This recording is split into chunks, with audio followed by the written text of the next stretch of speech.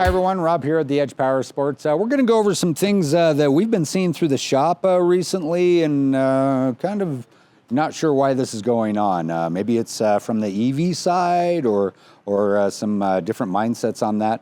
But basically, we're running into a lot of clients taking their bikes, they'll fire them up and they'll leave them in their driveway for half hour, 45 minutes idling, and we've actually had some engines actually cause quite a bit of damage from it.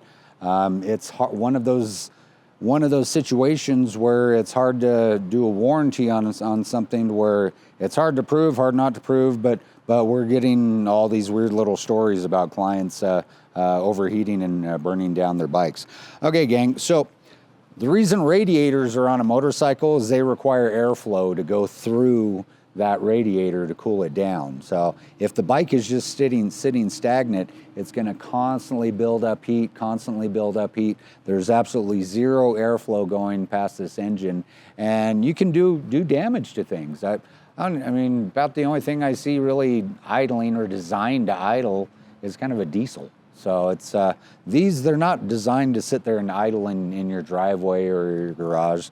Get them fired up, get a little bit of temperature on the top of the radiator, or you can feel the side of your cylinder and see if there's a little bit of heat building up on that. Once you feel that, start getting up and rolling. I'm not talking go out and pinning it to win it, but get that heat built up nice and evenly. It's just kind of like us getting up out of bed. We don't just jump out of the gate and go on a marathon run, but we do need a little bit of get up and go to get rolling. So like I said, these are not designed just to sit stagnant in your driveway and idling forever. They're designed to have airflow passing through them. So keep that in mind when you're firing your bike up. Typically you want to get it lit up, let it idle for maybe about 2 or 3 minutes. If you feel some heat going on in the side of your cylinder head or building up on the top of your radiator there, good, go out and ride.